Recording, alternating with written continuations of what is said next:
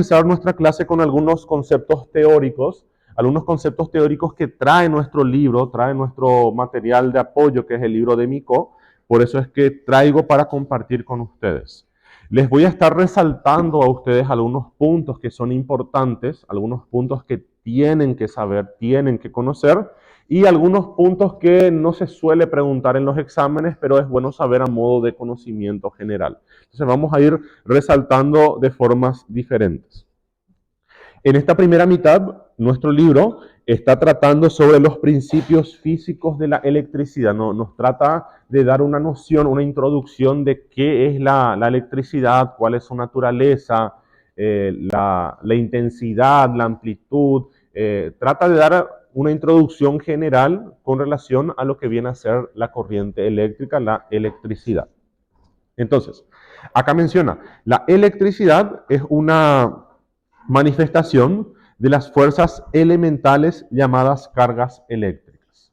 Van a estar viendo ustedes el día de hoy que la naturaleza de la electricidad, la naturaleza de estas cargas eléctricas es desconocida. Ella es una fuerza elemental. Dentro de las fuerzas elementales, vamos a poner un poco más oscuro acá. Dentro de las fuerzas elementales tenemos, por ejemplo, la fuerza de la gravedad, esa fuerza que atrae nuestro cuerpo, atrae los objetos hacia la Tierra. Entonces van a ver ustedes que estas cargas eléctricas, la electricidad, es una de las fuerzas elementales, parecido a lo que viene a ser la fuerza de la gravedad. Y por convención a estas cargas eléctricas se le llama de electricidad. ¿Sí? No se utiliza mucho la palabra cargas eléctricas, sino que usamos más bien el término electricidad. Está unificado de forma universal y prácticamente todos lo llaman solamente como electricidad. Como ustedes ya saben, chicos, la electricidad es muy, pero muy utilizada principalmente en nuestra época, en este siglo donde estamos viviendo nosotros, donde prácticamente todo lo que hacemos lleva corriente eléctrica. Acá menciona que la electricidad puede ser utilizada para producir luz. Entonces ustedes pueden ver dentro de la sala de clases, tenemos estos fluorescentes que están produciendo luz. También puede ser utilizada para producir una fuerza motriz. Hoy en día tenemos autos, vehículos que son 100% eléctricos. Entonces, ven ustedes que puede ser utilizado para generar esta fuerza motriz. Puede ser utilizado para producir calor y transmisión de información. Entonces, utilidades generales, en líneas generales de lo que viene a ser la electricidad, conocimientos básicos que todos ustedes tienen, que todos ustedes saben. Entonces, lo que les comenté anteriormente, por extensión, se denomina electricidad a la forma de energía. Si acá cambien esta palabra, dice firma, tiene que decir forma de energía que reside en estas fuerzas, ¿sí? en las cargas eléctricas. Y vemos nosotros algo interesante que vamos a estar viendo el día de hoy y que vamos a profundizar la próxima semana, es que cuando nosotros hablamos de las cargas eléctricas, ustedes ven que tenemos carga negativa y tenemos carga positiva. Algo que varios de ustedes ya saben es que las cargas que son iguales siempre se van a estar repeliendo. Entonces vean ustedes acá las dos cargas negativas se están repeliendo, se están expulsando entre sí. Acá vemos lo mismo, las dos cargas positivas se están repeliendo, se están expulsando entre sí. Y las cargas opuestas se van a estar atrayendo. Esto es importante para nosotros, chicos, porque nosotros vamos a estar estudiando algo que conocemos como el campo eléctrico. Entonces, este campo eléctrico es importante para nosotros y la próxima semana, cuando hablemos de magnetismo y electromagnetismo, van a ver ustedes que la electricidad puede ser utilizada para generar un campo magnético y viceversa. Entonces, tenemos un campo eléctrico y consecuentemente tenemos un campo magnético. Vamos a explicarles esa diferencia. Bien, entonces esta es una introducción general de lo que viene a ser la electricidad. Siguiendo con lo que menciona nuestro libro, chicos, entonces vean ustedes, la fuerza eléctrica es una de las fuerzas fundamentales, como ya les mencioné, igual que la fuerza de la gravedad. No se conoce la naturaleza de la fuerza eléctrica, no se conoce de dónde proviene, de dónde se origina, la naturaleza de esto no se sabe. Y muchos libros de físicas van a ver ustedes que tratan de obviar, muchos libros de físicas tratan de evitar este tema, sino que tratan de abordar otros aspectos más importantes. Y bueno, nuestro libro tampoco explica cuál es la naturaleza de la fuerza eléctrica. Si nosotros comparamos lo que viene a ser la fuerza eléctrica con la fuerza de la gravedad, van a ver ustedes que la fuerza eléctrica es mucho, pero mucho más potente. Entonces, una comparación entre lo que viene a ser la fuerza eléctrica y la fuerza de la gravedad, van a ver ustedes, la fuerza eléctrica siempre va a ser más potente. La fuerza eléctrica va a tener siempre una predominancia. Por otro lado, chicos, acá menciona que nuestro autor, el autor de nuestro libro, el doctor Micó, que es el que escribió, un autor paraguayo, un médico paraguayo, el que escribió nuestro libro, cree que la fuerza eléctrica tiene la misma naturaleza que otras fuerzas. Entonces se puede aplicar varios principios, como por ejemplo el principio de la conservación, que quiere decir esto, que nosotros no podemos producir ni eliminar. Bueno, producir sí se puede, lo que no se puede es crear en realidad, crear. ¿Sí? No se puede crear, tampoco se puede eliminar. Entonces, habla de lo que viene a ser la conservación de la electricidad. El mismo principio de la conservación de la energía. No se puede crear energía, no se puede destruir energía, nada más se puede ir transformando. Entonces, el autor de nuestro libro trata de aplicar estos principios, el principio de la conservación. Y otro principio que él trata de demostrar, que ustedes van a estar leyendo y que vamos a estar viendo juntos también, es el principio del campo. Entonces acá es donde vamos a estar profundizando nosotros el campo eléctrico.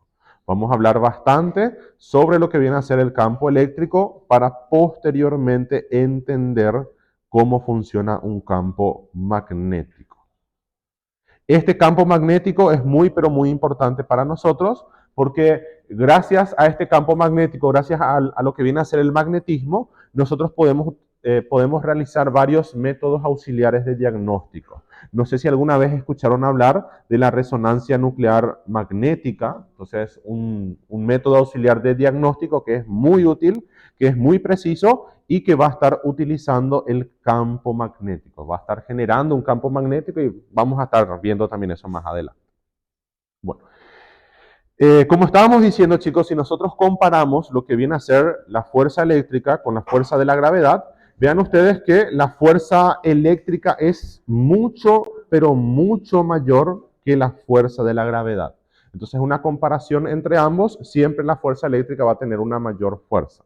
Para recordar esto, chicos, les traje acá una imagen. Para los amantes del anime, acá tenemos Naruto. Bueno, el personaje es Kakashi en realidad, está haciendo un jutsu que creo que se llamaba Chidori. Entonces, para los amantes del anime, esto les va a ayudar a recordar. Bueno, siguiendo, chicos, siguiendo. Nuestro libro habla bastante también sobre historia, chicos. Entonces, yéndonos un poco a la historia de la electricidad, los primeros conocimientos que se tienen con relación a la electricidad.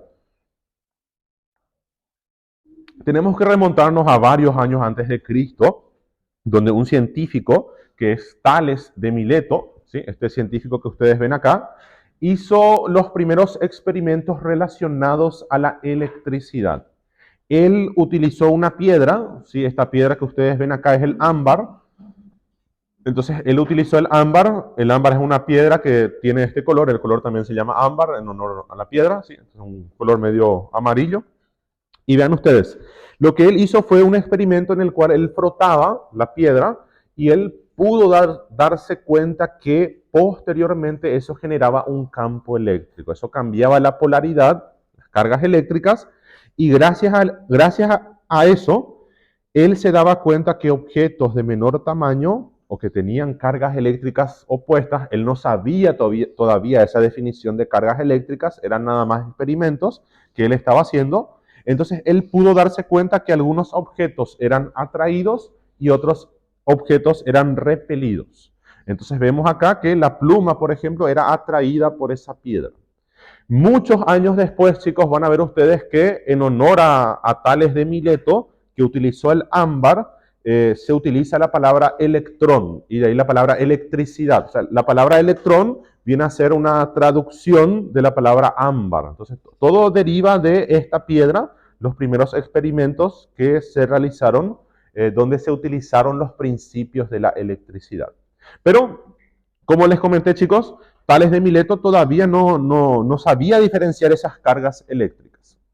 Muchos años después, chicos, un segundo científico, que fue Teofrasto, Teofrasto, vean ustedes, lo que él trató de demostrar es que esta propiedad, esta fuerza de atracción y de repulsión, no era exclusivo del ámbar, sino que varias piedras e incluso varios objetos tienen esta capacidad, tienen esta propiedad.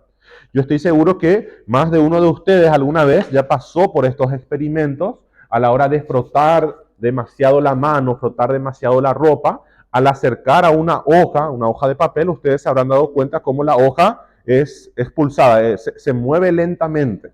Entonces, esto fue lo que demostró Teofrasto en aquella época, que esa propiedad no era exclusiva del ámbar, sino que varios objetos tenían esa capacidad. Muchos años después, chicos, vino más un científico que fue Marqués Dufay, y este científico sí trajo mucha información importante con relación a la electricidad. Marqués Dufay fue un científico, no fue médico, fue nada más un científico, que propuso que hay dos tipos diferentes de electricidad. Él comenzó a estudiar las corrientes eléctricas y él demostró que hay dos tipos diferentes de electricidad. En aquella época, en aquel entonces, él las llamó de una electricidad vítrea y una electricidad resinosa. Entonces, él utilizó estos dos términos para nomenclar estos dos tipos de electricidad, que muchos años después otro científico, Benjamin Franklin, vamos a ver a continuación, le dio una nomenclatura diferente. Él le dio una nomenclatura de carga positiva, carga negativa. Entonces, anteriormente se usaba esta nomenclatura, que viene a ser la palabra electricidad vítrea, electricidad resinosa. Esto sí ya es algo importante para ustedes, chicos. Esto sí ya es algo que ustedes tienen que manejar, porque van a ver ustedes que en electroterapia, las personas que hacen fisioterapia y kinesiología, principalmente la parte de fisioterapia, ellos utilizan electricidad para tratar algunos tipos de patologías.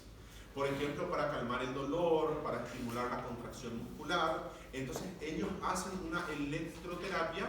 En algunos casos utilizan la electricidad vítrea y en unos casos la resinosa. Entonces, es importante, se utiliza hasta hoy en día estos dos términos. Por eso es que les traigo a ustedes esto y que es importante.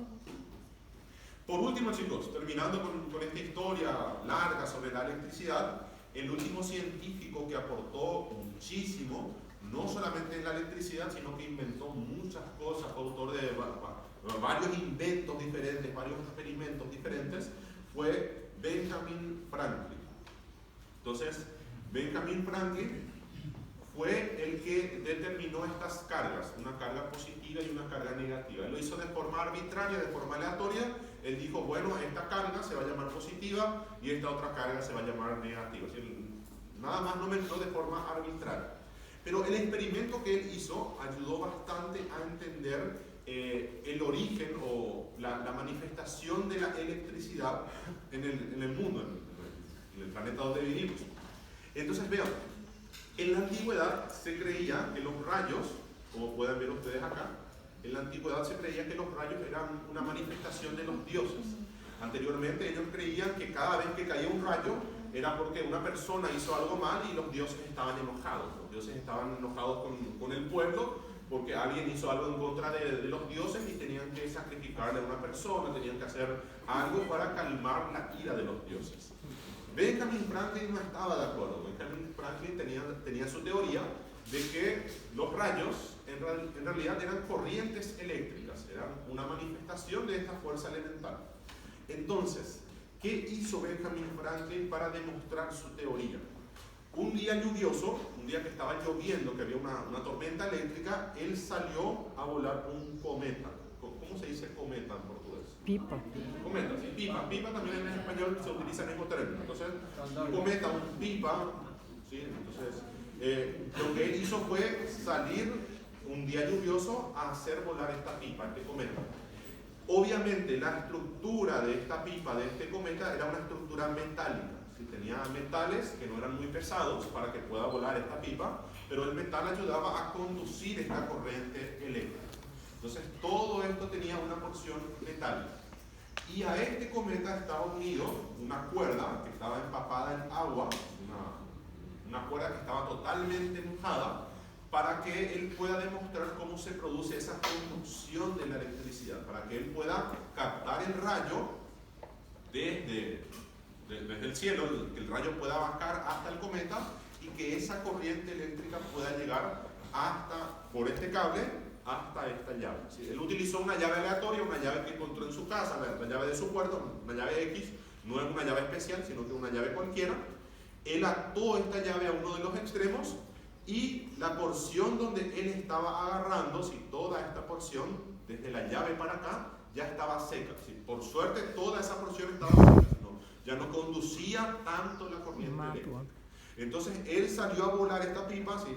Algo que él hizo fue, este experimento hizo con su hijo, un hijo pequeño, le ayudó a volar la pipa, bastante loco fue Benjamin Franklin.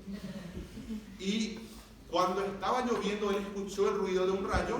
No fue un rayo visible, por suerte no fue un rayo visible, no fue un rayo que cayó directamente o con mucha energía sobre su pipa, pero esa corriente eléctrica fue transmitida a la pipa, viajó hasta la llave y él con curiosidad se acercó, trató de agarrar la llave y cuando trató de agarrar la llave se vio una chispa, se vio la corriente eléctrica que pasó desde la llave hasta su mano. Entonces ahí él pudo demostrar que los rayos en realidad no son manifestaciones de los dioses, sino que son fuerzas elementales. Una corriente eléctrica que se está descargando sobre la tierra. Entonces, un experimento que él hizo para tratar de explicar lo que viene a ser esta corriente eléctrica. Por suerte no llegó a morir Benjamin Franklin, obviamente tuvo quemaduras, tuvo lesiones propias de esa corriente eléctrica. Que nosotros vamos a estar explicando hoy cuáles son las lesiones que produce la corriente eléctrica en nuestro cuerpo. Entonces, chicos, esto es un poco de historia, la historia de la corriente eléctrica que ustedes deben de manejar a modo de conocimiento general. Lo único importante, rescatable acá, vendría a ser, con relación a la historia, obviamente, lo que aportó Marqués Dufay, donde él habló de la electricidad vítrea y la electricidad resinosa. ¿Sí? Esto es lo más llamativo hasta el momento. Bien. Siguiendo, chicos, terminó la parte de historia y ahora viene una introducción con conceptos generales, algunos conceptos generales que debemos de manejar. Entonces, algunos conceptos que nos van a ayudar a entender cómo se producen las lesiones en el cuerpo humano por estas descargas eléctricas es la palabra carga eléctrica. Entonces vean ustedes, la carga eléctrica es una propiedad que existe solamente en los electrones y en los protones. Entonces vean ustedes, el electrón que siempre va a tener carga negativa y los protones que siempre van a tener carga positiva. Entonces acá vemos los dos polos, las dos polaridades que estuvo explicando Benjamin Franklin, que estuvo determinando de forma arbitraria en aquel entonces. Carga eléctrica entonces va a ser una propiedad que existe tanto en los electrones y en los protones. Además de eso, chicos, existe una ley que es la ley de Coulomb. Entonces, esta ley de Coulomb trata de explicar lo que viene a ser esa fuerza de atracción y esa fuerza de repulsión de las cargas. La ley de Coulomb es la que establece la atracción que va a haber entre cargas opuestas y la repulsión que va a haber entre cargas iguales. Esto obviamente, chicos, no le vamos a preguntar en el examen, nosotros no llegamos a aplicar la fórmula, no llegamos a aplicar esta ecuación en la práctica médica. Nuestro libro base trae, nada más por eso les traje a ustedes a modo de conocimiento general, pero no es algo en lo cual debemos de profundizar demasiado. El campo eléctrico, chicos, entonces otro concepto que tienen que manejar es el campo eléctrico y acá menciona nuestro libro, el campo eléctrico. Dice, el campo eléctrico es el espacio en el cual una carga es afectada por la acción de una fuerza eléctrica. Vean ustedes que en la imagen de abajo tenemos nosotros una carga positiva y tenemos una carga negativa. Vean ustedes cómo en su alrededor, vean cómo alrededor de ella se genera un campo en el cual ella va a ser capaz de expulsar cargas iguales y de atraer cargas opuestas. Entonces, todo este espacio en el cual ella puede interactuar, en el cual ella puede ser afectada por otra carga eléctrica, todo este espacio que ustedes ven acá señalado es el campo eléctrico de esta carga que ustedes están viendo acá. Menciona también el libro, a su vez, un campo cargado eléctricamente tiene a su alrededor un espacio en el cual ejercerá su fuerza eléctrica sobre cualquier carga eléctrica situada dentro de dicho espacio. Entonces, tratando de ver de nuevo esta imagen de abajo, vean ustedes, yo tengo dos campos eléctricos, un campo eléctrico de una carga positiva, un campo eléctrico de una carga negativa, y vemos nosotros acá cómo se genera, cómo se produce este campo eléctrico. Vean ustedes este espacio en el cual interactúan las distintas cargas eléctricas. Como tengo acá cargas opuestas, vean ustedes cómo se produce esta atracción. Vean ustedes cómo la carga positiva es atraída hacia la carga negativa. Entonces, esto es nuestro campo eléctrico. Es todo el espacio en el cual una carga eléctrica puede ser afectada por otra carga eléctrica. Todo ese espacio donde ella puede interactuar, donde puede ser afectada por otra fuerza eléctrica. Entonces, eso para nosotros es el campo eléctrico. Además de eso, chicos, otro término que ustedes tienen que manejar, que es importante que ustedes conozcan, es la corriente eléctrica. Entonces, vean, con relación a la corriente eléctrica, tienen que saber ustedes que la corriente eléctrica, como su nombre lo indica, corriente viene de movimiento, eléctrica viene de electrones, entonces viene a ser nada más que el movimiento continuo de los electrones. Vean ustedes en este gráfico que tienen acá, vean cómo está circulando constantemente los electrones, vean cómo ellos están circulando dentro de un circuito. Nosotros necesitamos que este circuito sea cerrado. Yo necesito que este circuito se cierre. No tiene que estar interrumpido en ningún punto. Siempre tiene que estar totalmente cerrado. Entonces menciona acá nuestro libro. Es el movimiento de una cantidad de cargas eléctricas debido a una diferencia de potencial. Lo que conocemos como corriente eléctrica no es otra cosa que la circulación de electrones. Entonces, los que están circulando son los electrones a través de todo este circuito. Algo que ustedes tienen que tener claro, porque se utiliza en medicina, principalmente en medicina nuclear, principalmente a los que les gusta la parte de imagenología, medicina nuclear, a los que les gusta la parte de radiografía, tomografía, los métodos auxiliares del diagnóstico, es la dirección, el sentido de la circulación de esta corriente eléctrica. A diferencia de lo que muchos pensábamos, ¿sí? Antes de estudiar biofísica, yo pensaba que la corriente eléctrica siempre iba de positivo a negativo. Yo tenía mucho miedo de la carga positiva porque yo pensaba que la energía eléctrica corría siempre de positivo a negativo. Porque de fábrica yo tenía en mi mente que tiene que pasar siempre la corriente de positivo a negativo, siempre tiene que ser de más a menos. Era una teoría que yo tenía en mi cabeza, no sé por qué, ¿verdad? Pero leyendo los libros me di cuenta que la dirección, el sentido de la circulación de esta corriente eléctrica va a ser siempre de la carga negativa hacia la carga positiva. Entonces vean ustedes acá la dirección de la circulación de esta corriente eléctrica. Vean cómo siempre va a estar recorriendo desde la carga negativa hacia la carga positiva. Esto nos va a ayudar a nosotros un poco más adelante, la próxima semana, cuando veamos magnetismo, electromagnetismo, a entender cómo funciona la máquina de rayos X y cómo nosotros podemos graduar eso, cómo yo puedo hacer que mi radiografía tenga más intensidad y cómo puedo hacer que esa radiografía tenga menos intensidad. Entonces, primero deben de saber ustedes el sentido, la dirección de esta corriente eléctrica. Entonces vean ustedes, acá menciona se mueven siempre del polo negativo hacia el polo positivo. Siempre va a tener el mismo sentido. Siguiendo este mismo ejemplo, chicos, vean ustedes acá lo que viene a ser el ejemplo de esta pila, de esta batería. Entonces vean, acá está graficado una pila. Como ustedes sabrán, la pila va a tener siempre su polo positivo, su polo negativo, que siempre debe estar bien colocado en los artefactos que ustedes utilizan. Porque si ustedes colocan de forma invertida, no circula la corriente eléctrica, circula en un sentido opuesto y no funciona el artefacto.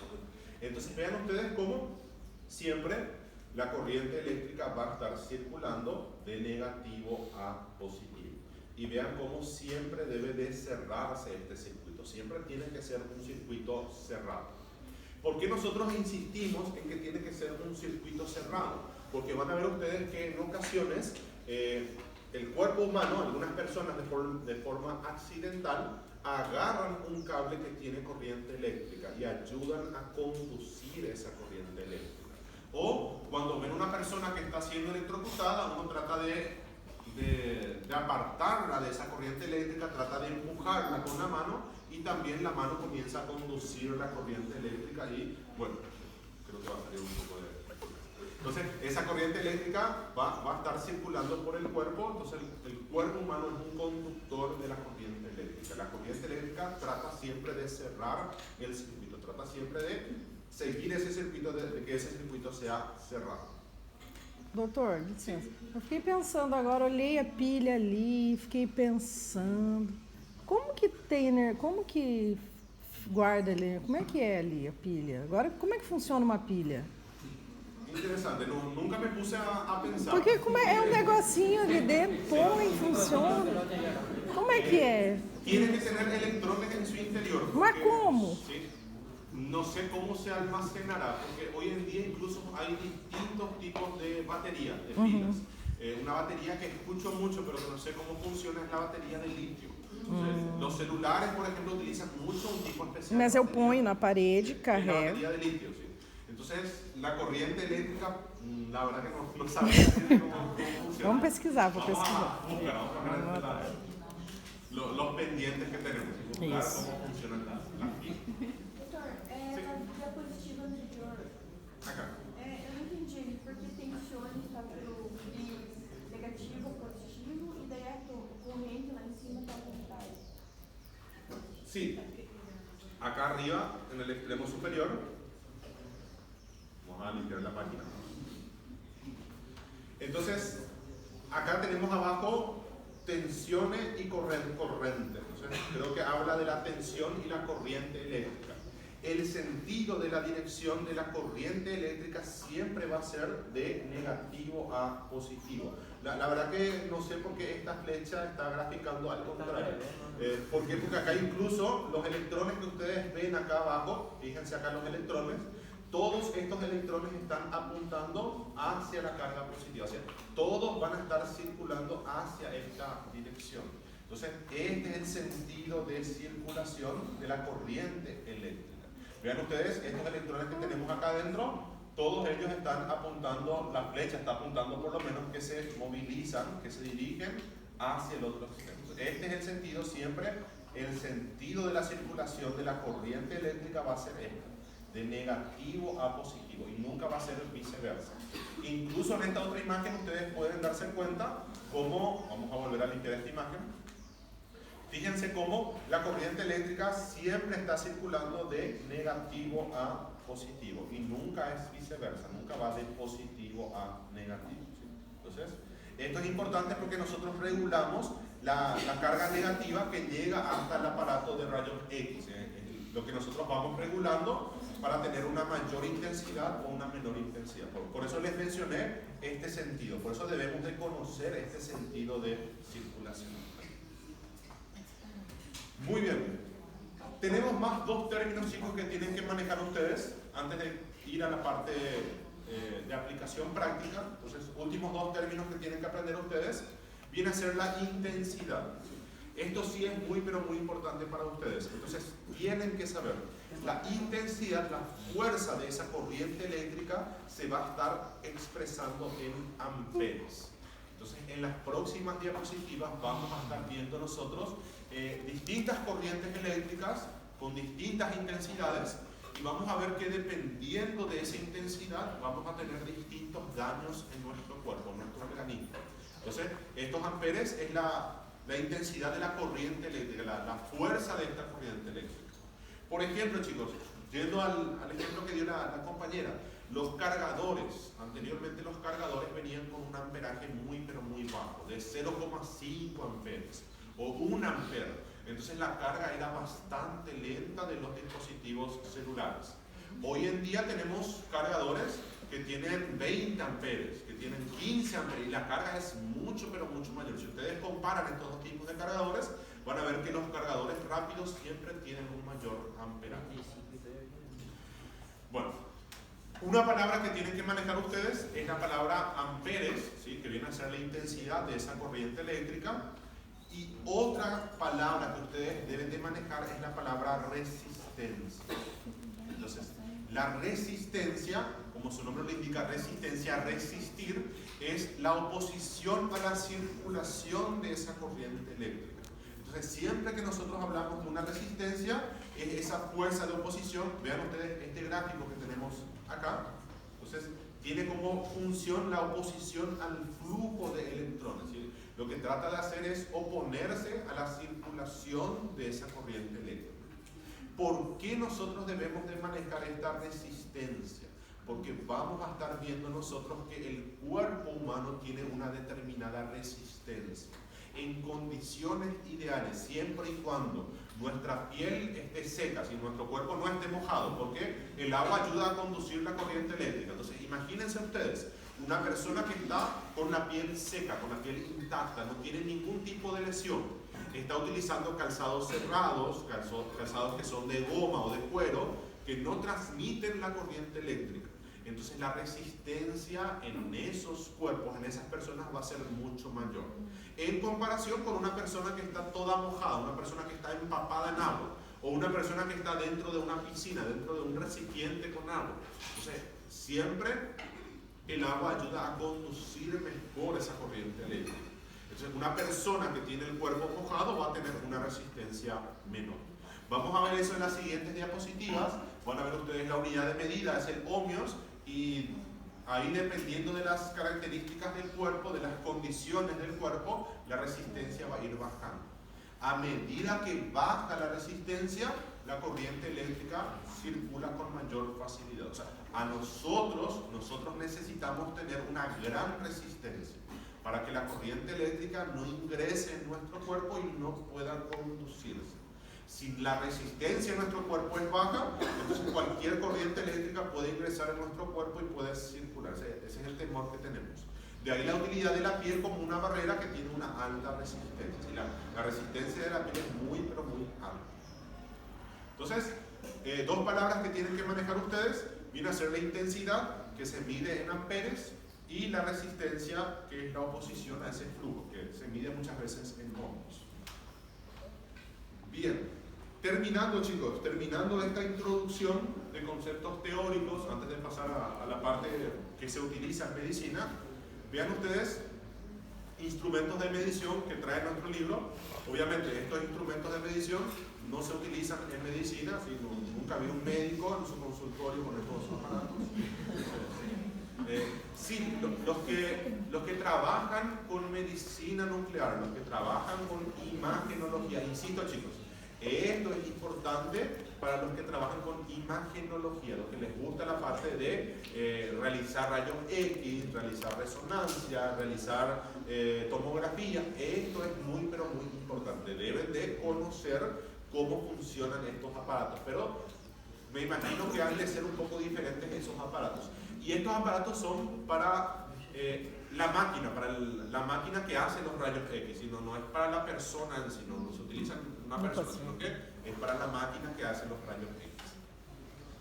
3 instrumentos de medición que trae nuestro libro vienen a ser los galvanómetros. Entonces, galvanómetro detecta una corriente eléctrica. Los amperímetros, el amperímetro detecta la intensidad, la fuerza de esa corriente eléctrica. Y por último, los voltímetros, que detecta el voltaje. Entonces, 3 aparatos diferentes. Como les mencioné, chicos, el galvanómetro, ¿sí? El galvanómetro es cualquier dispositivo que detecte una corriente eléctrica. El galvanómetro no te puede medir la intensidad, el galvanómetro no te puede decir cuántos amperes tiene, sino que el galvanómetro lo único que hace es decirte, ¿hay corriente eléctrica o no hay corriente eléctrica? Es lo único que puede hacer. Por eso, chicos, muchos años después se desarrolló otro dispositivo que es el amperímetro. Y estos amperímetros modernos que tenemos acá, incluso ya son voltímetros, ¿sí? Son utilizados para el amperaje y para el voltaje. El amperímetro son destinados para medir la corriente eléctrica sin alterarla, ayuda a medir la intensidad, la fuerza de esa corriente eléctrica. Y por último, el voltímetro, que nos ayuda a medir el voltaje, nos ayuda a saber cuál es el voltaje que tiene esa corriente eléctrica. Yo anteriormente pensaba que en Brasil solamente se utilizaban corrientes eléctricas de 110 voltios, algo que me explicaron algunos alumnos que no es así, dependiendo de la zona de la ciudad donde vivan, se utiliza 220, se utiliza 110, o incluso hay ciudades donde se utilizan ambos, 110 y 220. Y es interesante porque estas corrientes eléctricas de mayor voltaje se utilizan para aparatos que son más pesados, para maquinarias que necesitan un mayor voltaje. Entonces, 110 voltios no es suficiente para maquinarias pesadas, para máquinas que necesitan una gran potencia. Bueno, por esto, chicos, terminamos esta pequeña introdução. Doutor, eu fiquei pensando, você falou de eletrônicos, tem 110, 220, mas tem uma outra coisa também que eu fui comprar um ar-condicionado aqui no Paraguai, esse salário tem que ver se é de 50 ou se é de 60. É o que? Hertz? Hertz. Ciclos por segundo. Entonces, la frecuencia. Isso é diferente Brasil-Paraguai. La frecuencia también es diferente. En Paraguay se utiliza una frecuencia de 50 Hz. Tanto en Paraguay como en Argentina se utiliza 50 Hz. En Brasil creo que la frecuencia es mayor, un poco mayor, 60. A medida que es mayor la frecuencia es menos nocivo para el cuerpo humano. ¿Cómo? Sí.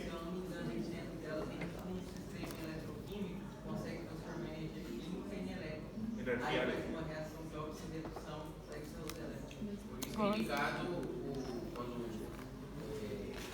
tem descarte, não descartar no ambiente, porque contamina. Contamina, sí.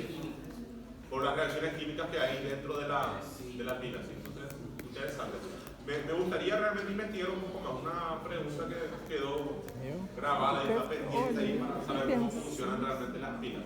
Y de ahí también el funcionamiento de esas pilas de las baterías de litio, que es otra sustancia química que también me imagino reacciona y produce esa descarga de electrones y protones. ¿Cómo? No se puede descargar, no se puede tirar en cualquier lugar porque es tóxico para el medio ambiente. Bueno, ahora sí, chicos, terminamos esta introducción y comenzamos con nuestras clases. Y a partir de acá ya comienza el contenido que se aplica en la parte media. Entonces, aspectos energéticos de la electricidad. Lo que nosotros vamos a estar estudiando a partir de ahora, chicos, son los efectos de la electricidad en el hombre. Entonces, vean ustedes acá una persona está en el fondo que agarró dos cables y el cuerpo de esta persona está funcionando como un conductor, está conduciendo la corriente eléctrica. Entonces, lo que vamos a ver a partir de ahora, chicos, es la electrocución. Vamos a ver los efectos de la electricidad en el cuerpo humano. ¿Qué viene a ser la electrocución? Entonces, la exposición de nuestro cuerpo, la exposición de nuestro organismo a grandes descargas eléctricas es lo que nosotros conocemos como electrocución. Como ustedes saben, nuestro cuerpo está formado mayormente por agua, ¿sí?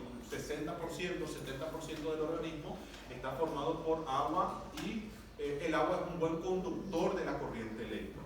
Entonces menciona acá, el cuerpo humano está compuesto en un 60% de una solución electrolítica, lo cual lo convierte en un buen conductor. Es fácil para la electricidad circular por nuestro cuerpo.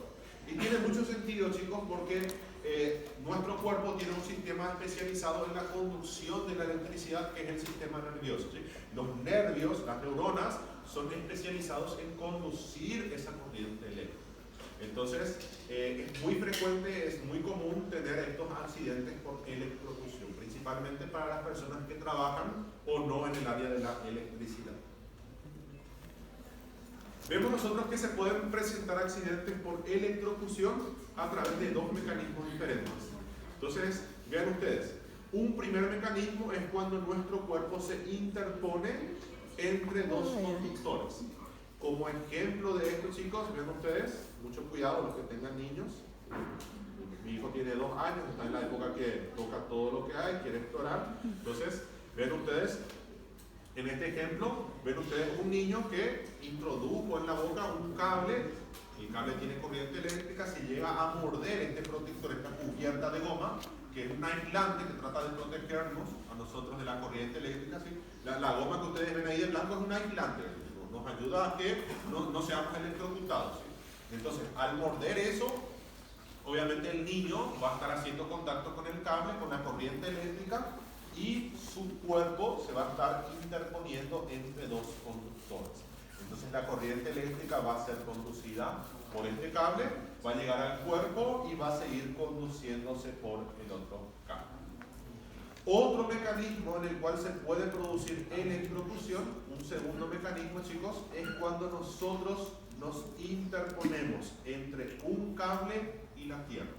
Entonces vean ustedes este otro ejemplo que tenemos acá, donde nosotros accidentalmente tocamos un cable que tenía corriente eléctrica, no tocamos el otro extremo del cable, pero la corriente eléctrica llega hasta la tierra. Entonces este sería un segundo mecanismo. Entre estos dos mecanismos, chicos, el más peligroso, viendo esta imagen, sería el de arriba. ¿Por qué? Por el recorrido. De esta descarga eléctrica. Vean ustedes que en esta imagen de arriba el recorrido tuvo que pasar por el corazón. Entonces recuerden ustedes siempre las propiedades del músculo cardíaco. Recuerden ustedes lo que vendría a ser el vasmotropismo. Entonces el vasmotropismo era la facilidad con la cual podía ser activada una célula cardíaca. Esta corriente eléctrica que está ingresando por el cuerpo de esta persona puede llegar hasta el corazón y puede producir alteraciones en el sistema de conducción. En este otro ejemplo que tenemos acá, va a producir quemaduras, posiblemente. Pero como no llega, como no se relaciona con el tórax, va a ser menos peligroso. Todo depende de varios factores. Son 4 factores que tenemos que tener en cuenta que vamos a ver a continuación. ¿Sí? No se preocupen por eso. Entonces, tenemos por el momento 2 mecanismos que pueden producir esta electrocución. Además de tener en cuenta, chicos, estos 2 mecanismos, tienen que saber ustedes que la magnitud de las lesiones, el daño que va a producirse en nuestro cuerpo, depende de 4 factores. Entonces, estos 4 factores son los que vamos a estar estudiando a continuación. El primer factor que tenemos nosotros es el tipo de corriente eléctrica y también la magnitud de la corriente eléctrica. Cuando hablamos nosotros de corriente eléctrica, cuando hablamos del tipo de corriente eléctrica, tienen que saber ustedes que hay 2 tipos de corriente eléctrica. La corriente alterna y la corriente continua. La corriente alterna es la que tenemos en la mayor parte de la ciudad, de las casas, de las estructuras. Esos cables que ustedes ven por las calles, las tomadas que tenemos en la pared, el cablerío que tenemos en las infraestructuras, todas ellas tienen corriente alterna. La corriente alterna es la más peligrosa para el cuerpo humano. ¿Por qué se llama corriente alterna? Esta corriente se llama alterna porque el voltaje en su interior nunca es el mismo, está constantemente modificándose. Por ejemplo, acá en Paraguay se utiliza un voltaje de 220 voltios. Si ustedes agarran un voltímetro y colocan en uno de los enchufes o en cualquier cable de forma aleatoria, van a ver que nunca es 220, siempre está 210, 230, 215, está constantemente oscilando. Y esa oscilación es peligrosa para nuestro cuerpo. Ese cambio de voltaje es muy, pero muy nocivo para nuestro cuerpo. Por otro lado, chicos, tenemos otro tipo de corriente que es la corriente continua. Esta corriente continua es la que está dentro de los aparatos electrónicos. Por ejemplo, en el celular para que pueda transmitir información tiene que tener corriente eléctrica. La corriente que se utiliza es una corriente continua que siempre tiene el mismo voltaje. La computadora, la mayoría de los artefactos electrónicos tienen una corriente continua que es menos peligrosa, o sea, es menos nociva. También tenemos que hablar nosotros una segunda característica que viene a ser la resistencia del cuerpo. La resistencia del cuerpo en donde hizo contacto con la corriente eléctrica. Entonces, ese es un factor muy, pero muy importante. Otro factor importante es el recorrido de la corriente eléctrica, que como dijimos nosotros, si hace contacto con el corazón, es mucho, pero mucho más peligroso para el ser humano. Y por último, la duración.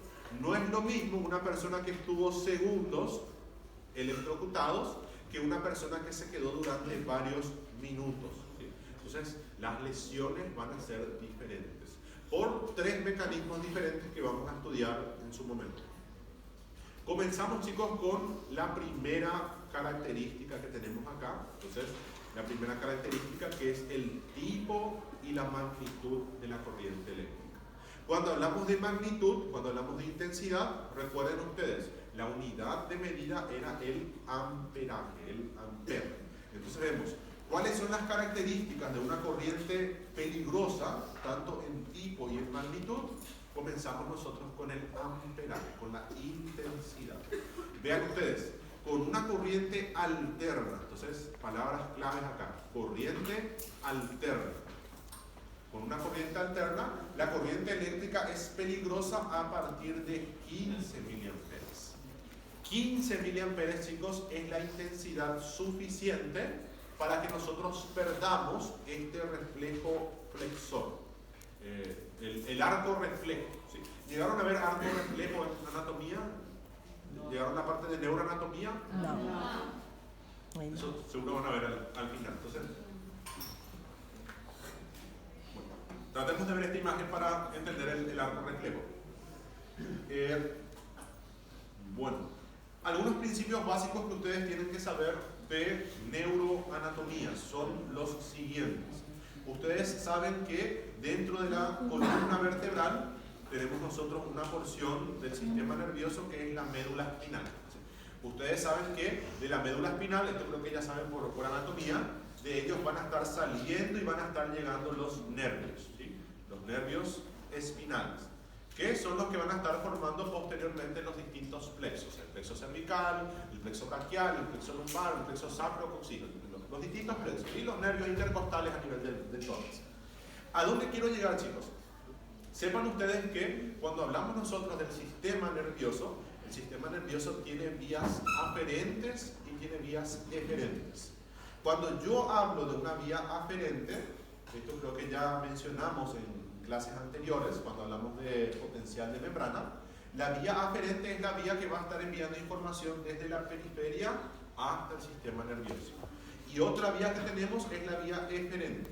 La vía eferente hace lo contrario, envía información desde el sistema nervioso hacia la periferia. La mayoría de las informaciones aferentes, gran parte de la información aferente tiene que llegar hasta el cerebro para hacerse consciente. Es en el cerebro donde esa información se hace consciente. Pero vean ustedes qué interesante. Nosotros tenemos algunos mecanismos de defensa dentro de nuestro cuerpo. Uno de los mecanismos de defensa es el arco reflejo. Entonces, imagínense ustedes, nosotros que de forma accidental toquemos un cuerpo, un objeto que esté demasiado caliente, que sea nocivo para nuestro cuerpo. ¿Qué hacemos nosotros? Automáticamente nuestro cuerpo hace un arco reflejo, ¿sí? Antes de que esa información llegue al cerebro, nosotros retiramos la mano de lo que nos está haciendo daño. Entonces vean ustedes qué pasó acá. A ver, vamos a volver. Entonces vean ustedes qué pasó. La información viajó desde la periferia a través de un nervio. A través de este nervio la información llega hasta la médula espinal. Entonces vean, toda esta información viajó a través de una neurona, a través de un nervio. La información llegó hasta la médula espinal, llegó hasta esta porción de la médula espinal. Y antes de que la información suba, sin necesidad de que ella se vaya hasta el cerebro y se haga consciente, esa información tuvo una respuesta a través de una vía eferente para que nuestra mano sea retirada de la fuente del dolor. Entonces, esto es un arco reflejo, es cuando la información no llega al cerebro, es cuando la respuesta se da a nivel de la médula espinal, un mecanismo de defensa de nuestro cuerpo. ¿Qué pasa si yo tengo una corriente eléctrica de 15 miliamperes o más? Yo pierdo este arco reflejo. Entonces, a partir de 15 milivoltios para arriba es peligroso. ¿Por qué? Porque yo ya no puedo soltar esa corriente eléctrica, porque yo ya no me puedo alejar de esa corriente eléctrica. Y mientras más tiempo yo esté en contacto con la corriente eléctrica, mayores van a ser las lesiones que vamos a tener en nuestro cuerpo. Entonces, a partir de 15 miliamperes para arriba ya es peligroso. Obviamente, con menos de 15 miliamperes también yo puedo sentir dolor, también puedo sentir molestia, puedo sentir cosquilleo, puedo sentir quemazón, pero nosotros podemos retirar la mano y con eso evitar daños mayores. Por eso acá menciona que 15 miliamperes para arriba es lo peligroso. Otra pregunta de examen que tenemos acá, chicos, es a partir de 70 u 80 miliamperes, la corriente alterna, ¿sí? Estamos hablando siempre de corriente alterna, puede producir algo que nosotros conocemos como fibrilación. Entonces vean, puede producir la fibrilación cardíaca. ¿Qué es la fibrilación cardíaca? Son contracciones cardíacas irregulares. Vean cómo la corriente alterna es muy pero muy peligrosa para el cuerpo humano. Si yo hablo de una corriente continua, yo necesito de 300 miliamperes. Entonces vean la diferencia que tenemos. Con corriente alterna solamente 70 a 80 miliamperes. Con corriente continua necesito una intensidad mucho mayor, 300 miliamperes. Professor, Sí. por isso que depois é comum, quando a pessoa toma uma descarga elétrica, mesmo que sobreviva, tem parada cardíaca no hospital. Sí, entonces van a ver ustedes, no sé si alguna vez escucharon o si hay personal de Blanco o de repente alguna historia en la ciudad de ustedes, personas que sufrieron algún tipo de electrocución, ya sea por algún tipo de cable o electrocución por rayos. Entonces, yo recibí ya varias ocasiones pacientes que fueron electrocutados por rayos. No fue una descarga directa, sino que son personas que viven cerca de torres eléctricas, esas torres de alta tensión. Entonces cayó un rayo por esas torres y de la torre descendió hasta la tierra y algunas personas que viven alrededor fueron electrocutadas. Y por eso es que nosotros necesitamos controlar varias cosas en esas personas. Necesitamos hacer un electrocardiograma para ver si esa persona no tuvo una alteración en el sistema de conducción. Necesitamos ver cómo están sus riñones, porque puede tener una insuficiencia renal. Y van a ver ustedes que las quemaduras por rayo o electrocución producen un tatuaje que marca el recorrido de los nervios. Es lindo en realidad, pero es feo para el paciente. Pero es lindo para los que estudian anatomía, para los que estudian medicina, ver el trayecto de los nervios. ¿Sí? Se queda tatuado en la piel, porque como ustedes saben, los nervios son especializados en conducir la corriente eléctrica. Si yo conduzco una corriente eléctrica muy pero muy alta, produce quemaduras. Entonces se produce una quemadura en el trayecto del nervio. Muy interesante. Ela acontece só na hora ou se caso o paciente sobreviver, ele continua com essa arritmia? Principalmente estos problemas cardíacos, lo que nosotros llamamos de fibrilación cardíaca, eso se produce en el momento. Es muy poco frecuente tener problemas tardíos en el corazón. Si el paciente va a tener problemas cardíacos por la corriente eléctrica, tiene que ser en el momento. no una semana después, no un mes después. A diferencia de otras alteraciones como son, por ejemplo, la insuficiencia renal, puede demorar 1 a 3 meses, cataratas, también se puede observar en los pacientes y puede demorar hasta 3 meses en manifestarse. Entonces, estas son manifestaciones más tardías. Pero con relación a la fibrilación cardíaca tiene que ser, es el primero en ser afectado. Entonces, o tiene o no tiene, ¿sí? o tuvo suerte o lastimosamente no tuvo mucha suerte. Que falta de suerte. Bueno, entonces chicos, ¿se entendió esta parte? Doctor, Sí. una pregunta. Sí. Y relacionado con la rabdomiólise y la síndrome compartimental, a partir de cuántos volts más o menos? Bueno, ahí hablamos de aproximadamente entre 15 a 70 milivoltios, ¿sí? Entonces vamos a ver nosotros la rabdomiólisis, estamos hablando nosotros de la destrucción de lo que viene a ser el tejido muscular, y el síndrome compartimental, para que ustedes tengan una noción, es cuando se produce un aumento de la presión en las cavidades. Por ejemplo, si yo tengo una quemadura en el brazo, ¿ustedes ya estudiaron miembro superior? Já. Entonces, ustedes conocen los distintos compartimentos que tenemos tanto en el brazo como en el antebrazo. Antebrazo, compartimiento anterior, posterior, lateral, que están divididos por fases, por membranas. Entonces, vean ustedes, si yo tengo una quemadura a nivel del antebrazo y mis músculos comienzan a perder líquido, ¿sí? Se produce una manifestación que es la electroporación, vamos a ver más adelante, comienza a salir líquido, se produce un edema, se produce un aumento de la presión. Entonces yo tengo un síndrome compartimental en el antebrazo. ¿Por qué es peligroso? Porque puede lesionar arterias, puede comprimir venas, puede comprimir nervios. Esto produce a nivel de los miembros superiores, miembros inferiores.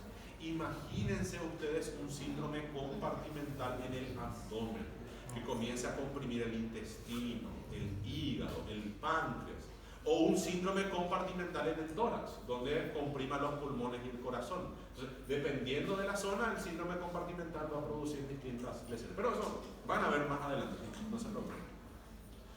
Bueno, siguiendo chicos, siguiendo. Con relación al voltaje, chicos, vean ustedes que el voltaje que se utiliza en Brasil es mucho, pero mucho más seguro en comparación al voltaje que utilizamos en Paraguay, en algunas regiones de Brasil. Entonces, desde 150 voltios para arriba es muy, pero muy peligroso. Con menos de 150 voltios es posible sobrevivir. Nosotros podemos sobrevivir a esas descargas eléctricas, siempre y cuando la duración no sea muy prolongada, siempre y cuando nuestro cuerpo no esté mojado. O sea, depende de nuevo de varios factores, pero es menos nocivo para el cuerpo humano. Descargas de 220 voltios son más peligrosas. Bueno, ¿qué más, chicos? Entonces acá hablamos nosotros de la primera característica, que viene a ser el tipo y la magnitud de la corriente. Pasamos a ver ahora, chicos, lo que viene a ser un segundo factor que va a determinar el daño que tengamos en nuestro cuerpo. Un segundo factor, chicos, viene a ser... acá tenemos el tipo, faltó el tipo. Hablando del tipo de corriente, esto es algo que ya mencionamos, dijimos, la corriente alterna es más peligrosa que la corriente continua. Se necesita de 3 a 5 veces mayor intensidad, mayor voltaje cuando hablamos de corriente continua para producir el mismo daño. Por ejemplo, acá menciona, se necesita 300 o más miliamperes para causar una fibrilación cardíaca con corriente continua. Yo les pregunto a ustedes, si yo tengo una corriente alterna, ¿cuántos amperes necesito para producir este mismo efecto? 70 a 80. Entonces vean ustedes, con 70 a 80 ya se produce la fibrilación con una corriente alterna. Si yo tengo una corriente continua, vean ustedes cómo se necesita mucho, pero mucha más intensidad. Y por último, chicos, hablando de esta primera característica, tenemos lo que viene a ser la frecuencia, algo que mencionaron acá los compañeros también. Como les comenté, tanto en Paraguay como en Argentina se utiliza una frecuencia de 50 por segundo. La frecuencia se mide en Hz, entonces 50 Hz sería una frecuencia de 50 ciclos por segundo. En Brasil se utiliza una frecuencia un poco mayor. A medida que la frecuencia es mayor, es menos nocivo para el ser humano porque no es tan alterna la frecuencia. ¿Sí? La frecuencia, el tipo de corriente eléctrica es menos alterna, se mantiene más estable. Por eso es conveniente tener una mayor cantidad de ciclos por segundo, para que sea lo más estable posible la corriente eléctrica. Esto principalmente para proteger los artefactos que estemos utilizando y también para las lesiones que se producen en el cuerpo humano. Bueno, entonces por último teníamos acá la frecuencia. La primera característica que nosotros estuvimos viendo, hasta el momento, mencionamos solamente el tipo y la magnitud de la corriente eléctrica. En segundo lugar, chicos, tenemos la resistencia del cuerpo. Entonces pasemos a ver ahora lo que viene a ser la resistencia del cuerpo. Y vean ustedes esta imagen que tenemos acá. En condiciones ideales, chicos. La piel que está intacta, ¿sí? La piel que está seca, la piel que no tiene ningún tipo de lesión, tiene una gran resistencia. Pregunta de examen, chicos, ¿cuánto es la resistencia de la piel seca, de la piel intacta? Tienen que saber ustedes que su resistencia es de aproximadamente 10.000 a 100.000 ohms. Quiere decir eso que la resistencia de una piel sana, de una piel que no está mojada, es muy, pero muy alta. Cambiemos las condiciones de nuestro paciente. Entonces hagamos lo siguiente. Mojémosle a nuestro paciente y vean ustedes, cambiamos las condiciones. Mi paciente está mojado. Mi paciente ya no tiene la piel totalmente seca, sino que mi paciente tiene ahora la piel húmeda, la piel mojada. Y acá vean ustedes que la resistencia bajó bruscamente. De 10.000 a 100.000 ohmios bajó a solamente 1.000 o 2.000 ohmios. Algo que ustedes tienen que tener en cuenta es lo siguiente. Si yo tengo la piel húmeda, si yo tengo la piel mojada y yo tengo un leve toque, o sea, un cable pelado tocó ligeramente mi piel, la resistencia de la piel es esta que ustedes están observando acá. 1.000 a 2.000 ohmios. Este es cuando yo tengo un ligero toque, un toque bastante breve con el conductor. Pero, ¿qué pasa en este ejemplo? ¿Qué pasa si yo mantengo la mano, si yo mantengo el contacto con el conductor? Vean ustedes, la resistencia baja más todavía. La resistencia de la piel húmeda, cuando estamos sujetando constantemente el conductor, cuando tengo un contacto continuo por un tiempo prolongado, la resistencia baja solamente a unos 500 ohms. Entonces, estos valores son los que se suelen preguntar muchas veces en los exámenes. Repasando, chicos, piel seca, piel intacta, una resistencia muy alta, 10.000 a 100.000 ohms. La piel húmeda depende, si es un ligero toque, si pasó por cuestiones de segundo, puede ser 1.000 a 2.000 ohms. Si yo agarro el cable pelado, si tengo un contacto directo agarrando el cable, la resistencia baja a solamente 500 ohms. Por último, chicos, si yo tengo la piel lesionada, ¿qué quiere decir eso, chicos? Imagínense ustedes una persona que tuvo, por darles un ejemplo, o un accidente motociclístico, una persona que tenga escoriaciones, que tenga lesiones en la piel, o una herida cortante, una úlcera, una quemadura, cualquier tipo de lesión en la piel, y el cable ingresa justamente por esa lesión. Vean ustedes cómo la resistencia disminuye más todavía, solamente 250 ohms. O tuvo la mala suerte la persona de que justo estaba con la boca abierta y el cable hizo contacto con las mucosas, ¿sí? con la mucosa yugal, con el labio, con la boca, la parte interna. Entonces vean ustedes, ahí también la resistencia es de solamente 250 ohms. Por último, chicos, si yo estoy con el cuerpo sumergido en agua, si yo estoy dentro de una piscina o yo tengo una parte del cuerpo dentro del agua, sumergido completamente dentro del agua, vean ustedes cómo la resistencia baja de 10 a 50 ohmios. Solamente una decena de ohmios, entre 10 a 50 aproximadamente. Entonces, baja muchísimo, chicos, la resistencia de la piel cuando ella está sumergida en agua. Porque el agua es un buen conductor, ayuda a conducir esa corriente eléctrica.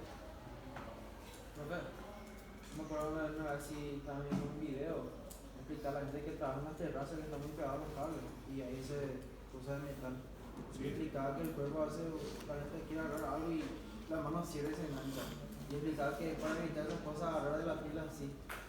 En caso de que tenga corriente, la mano cierra y se queda hacia afuera, porque la tenemos la costumbre de agarrar y se cae y te queda pegado. Entonces, vamos a estar viendo nosotros que dependiendo de la intensidad de la corriente eléctrica, dependiendo de cuánto sea la intensidad de esa corriente eléctrica, van a ver ustedes que nuestro cuerpo puede producir contracciones musculares. Entonces, es lo que dice el compañero. Es más peligroso para los trabajadores, los que trabajan en esa área, aproximarse a los cables con la región palmar de la mano. Porque al producirse la contracción, principalmente del flexor largo, de los flexores cortos, de los dedos, entonces vamos a tener la contracción de los dedos. Y van a ver ustedes que la persona se va a quedar pegada a esa corriente eléctrica y va a ser mucho peor. Pero ya son orientaciones que reciben o capacitaciones que reciben los personales que trabajan en esa área. Algunos respetan, algunos incluso utilizan guantes protectores, guantes que son aislantes, que es lo ideal. Siempre que trabajemos cerca de una corriente eléctrica, utilizar la mayor cantidad de aislantes posible. Pero muchos acá en Paraguay por lo menos no respetan. Se le da una dica a las personas que trabajan así cerca. En esa zona, sí. A veces pues no está ni pegado el cable, pero tiene el campo eléctrico puede atraer y puede producir eso. Bueno, entonces chicos, vimos nosotros hasta el momento lo que viene a ser dos características. Vimos nosotros lo que viene a ser el tipo de corriente eléctrica con la magnitud y ahora vimos la resistencia. La resistencia que nosotros tenemos a esa corriente eléctrica también puede ser una resistencia extrínseca. ¿Qué quiere decir eso, chicos? Vean ustedes que no solamente depende de las características de la piel del paciente, sino que depende si el paciente tiene un calzado apropiado, si el paciente está descalzo, si el paciente utiliza un calzado de goma, de cuero. Entonces, son factores externos. Entonces menciona acá, además de la resistencia del cuerpo, existe la resistencia externa. Estas dependen del calzado y el suelo. Entonces, depende del tipo de calzado que está utilizando esa persona, depende si está pisando una cerámica, un porcelanato o tierra, entonces depende de esas otras características. O, como dijo el compañero, está trabajando sobre el techo, sobre una chapa, entonces ahí va a ser mayor, obviamente, la circulación de esa corriente eléctrica y va a ser menor la resistencia. Una tercera característica, chicos, que puede modificar lo que viene a ser los daños que se produce en nuestro cuerpo, viene a ser el recorrido de esa corriente eléctrica. Entonces, vean, chicos, tenemos a continuación lo que viene a ser el recorrido del flujo. Y acá, chicos, no hay demasiado para mencionarles a ustedes, sino que vean ustedes, el más peligroso es el que... Parou de... Creo que toqué acá el...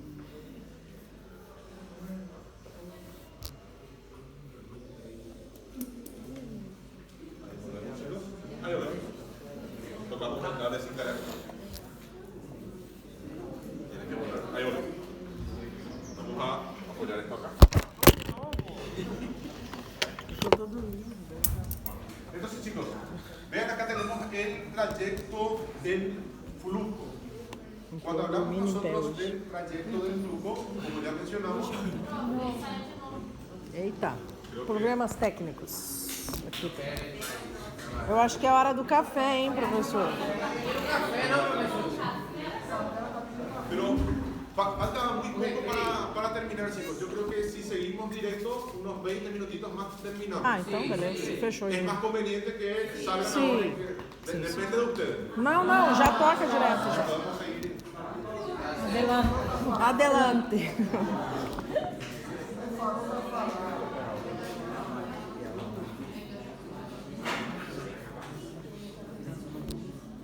Eu tô pescando, tá caindo esse negócio.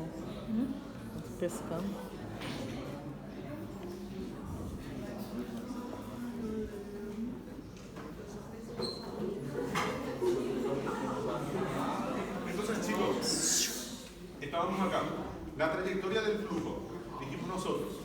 trayectoria es más peligrosa cuando atraviesa el corazón.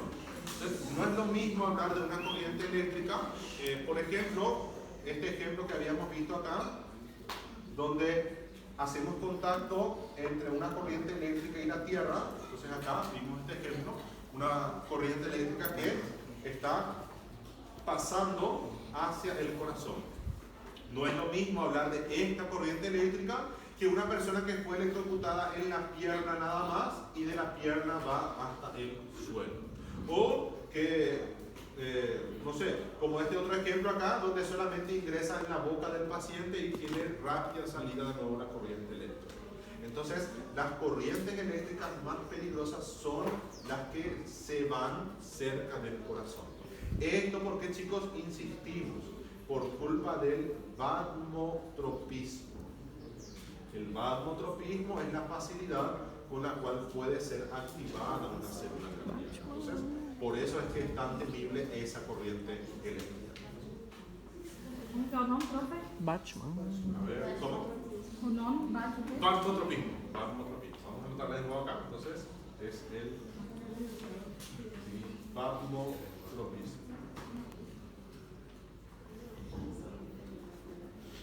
Vagotropismo. Entonces, eso es con relación a la trayectoria del flujo. Por último, chicos, tenemos la duración. Entonces, con relación a la duración, chicos, tienen que saber ustedes, el corazón es el más vulnerable. ¿Por qué? Porque tenemos el sistema de conducción del corazón y lo que más tememos nosotros en realidad viene a ser que la corriente eléctrica se vaya hacia el corazón. Acá mencionan, el corazón es vulnerable a pequeños flujos de corriente. De nuevo, esto se debe principalmente al vagotropismo. El vagotropismo es el que le da esa característica, esa propiedad al corazón, que él pueda ser activado con facilidad. En segundo lugar, chicos, tenemos nosotros al sistema nervioso. Entonces, el sistema nervioso es un sistema especializado en la conducción del impulso eléctrico. Entonces menciona acá, en segundo lugar se encuentra el tejido nervioso. Y por último tenemos los demás tejidos, como por ejemplo el tejido muscular, los vasos sanguíneos, eso ya siguen a continuación. Los dos más importantes son, número 1, el corazón, número 2, el sistema nervioso. Y estos son en orden de prioridad.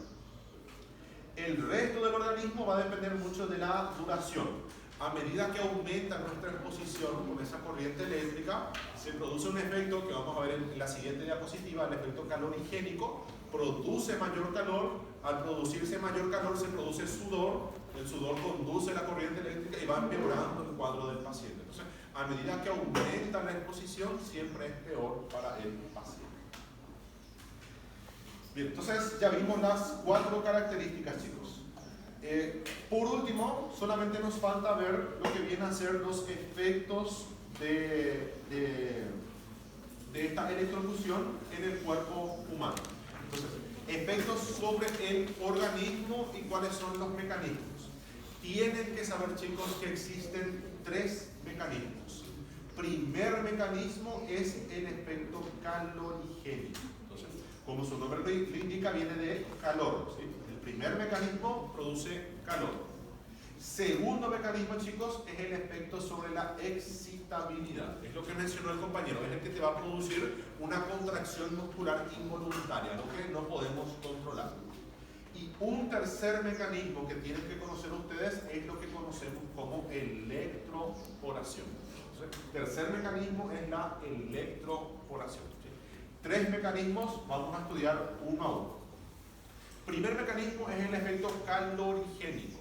Como su nombre lo indica, se debe a la producción de calor. Entonces, se explica por el efecto Joule, por el calentamiento de un conductor, debido al flujo de corriente eléctrica. O sea, a medida que fluye esa corriente eléctrica, se va produciendo calor. El efecto es mayor cuanto mayor es la resistencia, ¿no? Este efecto calorigénico, tienen que saber ustedes, es mucho, pero mucho mayor en el punto de entrada y en el punto de salida. Es muy fácil de identificar en los pacientes el punto de entrada y el punto de salida de esa corriente eléctrica, porque es la región donde hay mayor resistencia, por donde ingresa la corriente eléctrica y donde se produce la mayor quemadura en el cuerpo del paciente. Entonces vean ustedes, el calentamiento tisular es mayor en los puntos de entrada y en los puntos de salida. Es muy, pero muy fácil de visualizar, es muy fácil de ver dónde ingresó y dónde salió esa corriente eléctrica.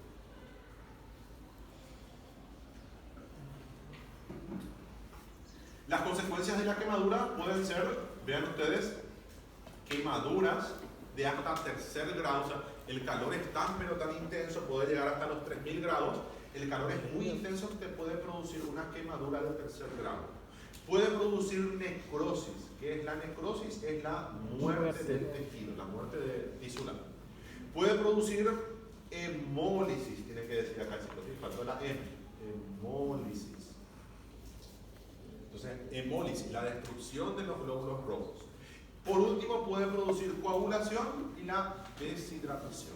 Entonces, vean ustedes que este efecto calorigénico, el calor que produce, va a estar produciendo varios daños en nuestro cuerpo. Desde quemaduras de tercer grado, puede producir la necrosis, varias cosas puede producir en el cuerpo humano. El efecto se llama calorigénico porque se produce calor.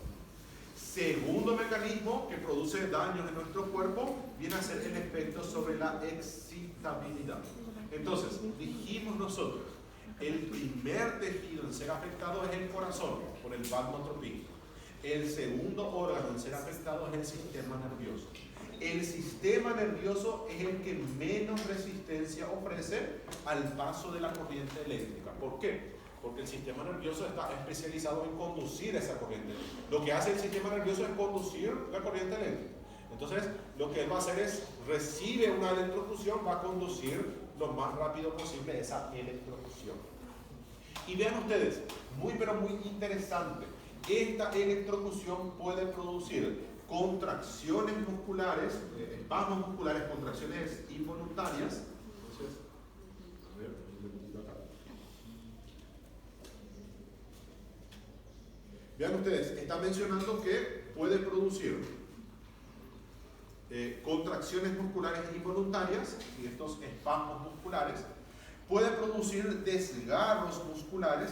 ¿Qué quiere decir esto, chicos? Que la contracción se hizo con mucha fuerza, tanta fuerza que se rompió el músculo. Si una rotura se rompió nuestro músculo, tenemos un desgarro muscular.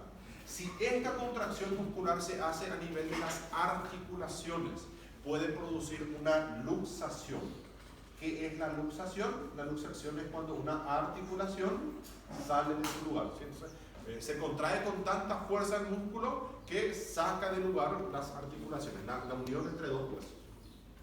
Y vean qué interesante, chicos, una persona que tenga osteopenia, una persona que tenga niveles bajos de calcio en su cuerpo, estas contracciones musculares pueden producir incluso fractura. El músculo se contrae con tanta fuerza que puede llegar a fracturar los huesos. Puede producir una parada respiratoria, una fibrilación ventricular. Entonces, todo esto es efecto sobre la excitabilidad. Y vean ustedes cómo todo está relacionado a la contracción muscular. Distintos grados de contracción muscular dependiendo de la intensidad de esa corriente eléctrica. Y el tercer y último mecanismo, chicos, viene a ser la electroporación. Vean ustedes, si nosotros partimos este término en dos, la palabra electro viene de electricidad, una corriente eléctrica, poración viene de poros, viene de perforación. Entonces, ¿qué es la electroporación? Es la formación de poros en la membrana celular. La membrana de nuestra célula es dañada, es damnificada y se produce a nivel de la membrana celular pequeñas perforaciones, pequeños poros. Eso se llama electroporación. Tienen que saber ustedes que no es un efecto térmico, no es un efecto, como vimos al comienzo, no es un efecto calorigénico, no es la temperatura lo que está afectada ahí, sino que es la electricidad la que destruyó la membrana celular.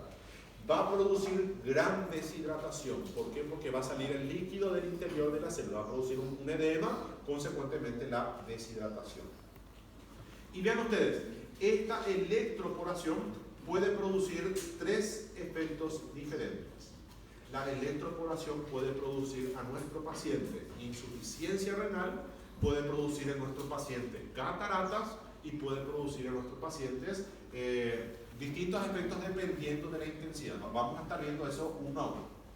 El primer efecto que ustedes ven acá es la insuficiencia renal. Entonces, mucho ojo chicos, un paciente electrocutado, un paciente que recibió una descarga eléctrica, ¿qué tienen que tener en cuenta? Ustedes tienen que tener en cuenta que ese paciente puede desarrollar insuficiencia renal. 3 a 15% de los casos, un porcentaje muy bajo, sí, muy bajo, pero 3 a 15% de estos pacientes pueden tener una insuficiencia renal. ¿Por qué se da esta insuficiencia renal? Se da por 2 mecanismos, por la electroporación y por el efecto calorigénico, ¿sí? La producción de calor, el termogénico.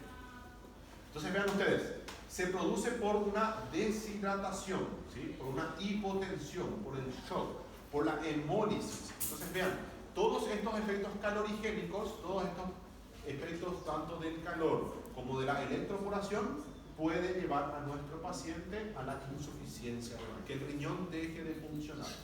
Por eso chicos, todos los pacientes que ustedes reciban que son electrocutados, todos ellos que tienen, que pierden sangre por la orina, si ellos orinan y tienen un color rojo o rojizo, tienen que hacerlos en ellos 2 medicamentos, que vienen a ser el mannitol y la furosemida. Estos 2 fármacos, tanto el mannitol como la furosemida, ambos son diuréticos. ¿Qué quiere decir eso? Ambos ayudan a que el paciente orine. ¿Cuál es la diferencia entre estos 2? Vean ustedes, el mannitol se encarga de proteger el sistema nervioso central. Vean ustedes qué interesante. Entre los 2, el más importante es el mannitol. ¿Por qué? Porque el mannitol protege el cerebro de la persona. El mannitol protege esa electroporación, ese edema a nivel del cerebro. Entonces trata de eliminar agua del cerebro para que mi paciente no tenga una hipertensión endocraniana. Y un segundo diurético que se le da al paciente es la furosemida para el resto del cuerpo. Entonces, trata de hacer que el riñón del paciente funcione. Tienen que administrarle estos 2 fármacos a todos los pacientes electrocutados que están teniendo una orina con sangre. Siempre se le hace a estos pacientes. Segundo efecto que puede producir la electroporación,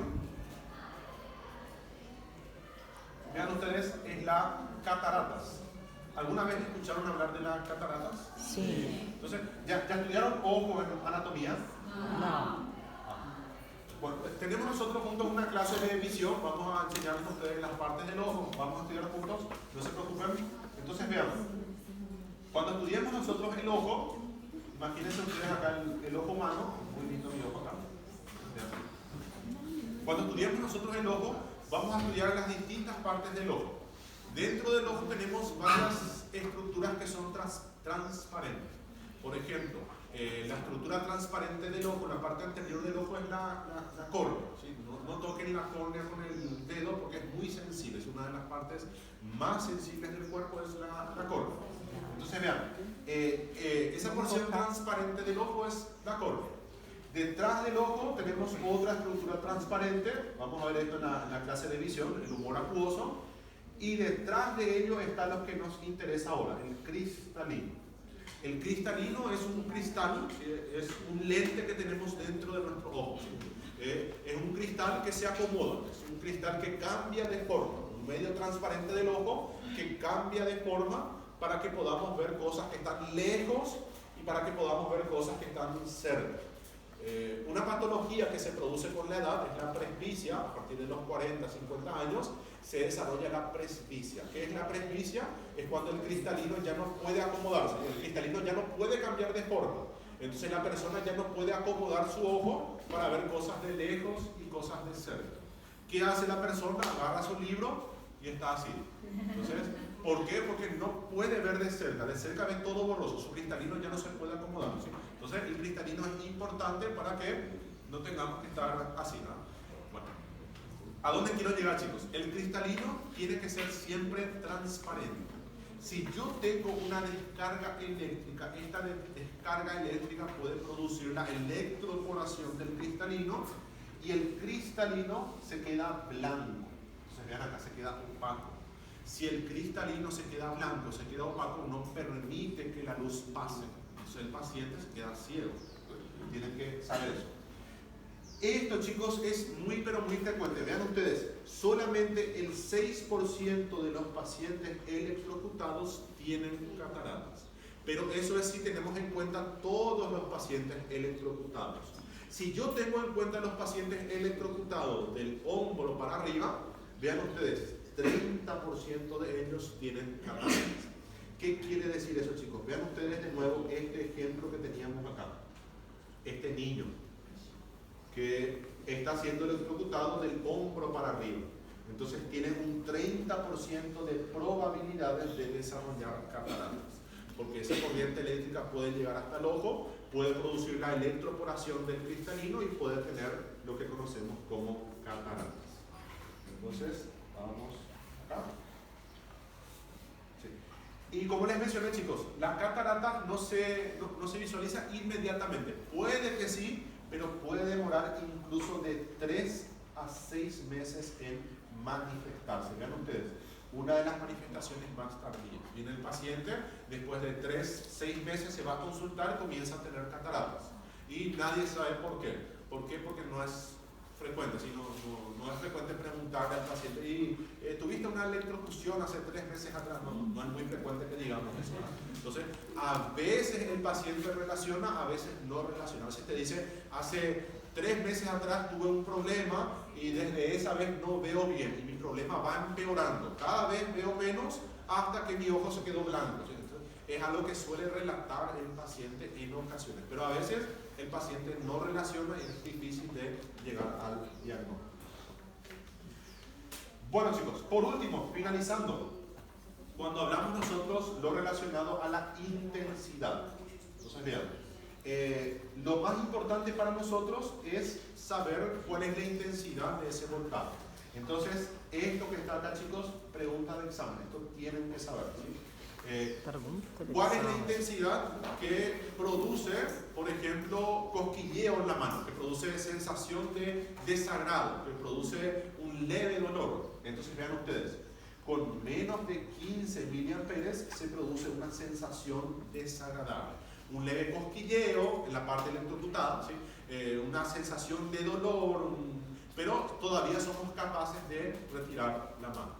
Si yo tengo entre 15 y 25 miliamperes, vean ustedes, este amperaje es suficiente para producir contracciones musculares involuntarios y sobre todo, chicos, vean ustedes, produce un aumento de la presión sanguínea. Yo les pregunto a ustedes, ¿por qué produce un aumento de la presión sanguínea? ¿Por qué creen que puede aumentar la presión? Se contrae la arteria. Ustedes estudiaron en histología.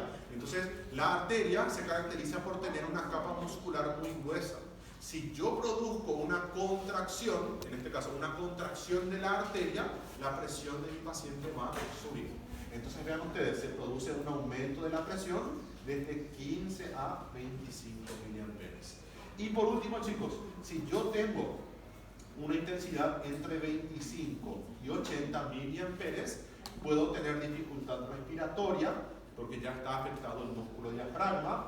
Puedo tener a partir de 80, 70, 80, puedo tener la fibrilación ventricular, puedo tener estas contracciones musculares difusas, entonces estas extrasístoles o la fibrilación ventricular. Y estas son las distintas manifestaciones que tenemos, chicos, dependiendo de la intensidad. Menos de 15, 15 a 25 y 25 a 80. Es lo que tienen que manejar ustedes. Bueno, ¿se entendió esta parte, chicos? Sí. Bueno, chicos, la clase del día de hoy tiene un componente práctico, ¿sí? La clase que estamos viendo hoy tiene una parte práctica. No le vamos a electrocutar a nadie. Ay, qué bom. No nos permitan. La universidad no quiere, entonces no se puede. Hay que respetar las reglas de la universidad. En nuestra clase práctica, chicos, vamos a enseñarles a ustedes a hacer ese procedimiento de reanimación cardiopulmonar. O sea, esa clase práctica va a ser justamente un paciente que tiene una parada cardiorrespiratoria por culpa de lo que viene a ser una electrofusión. ¿Qué es lo que ustedes deben hacer? ¿Cuál es el manejo de ese paciente? Dentro del manejo está la reanimación cardiopulmonar. Bueno, chicos, ¿alguna duda, alguna pregunta hasta acá?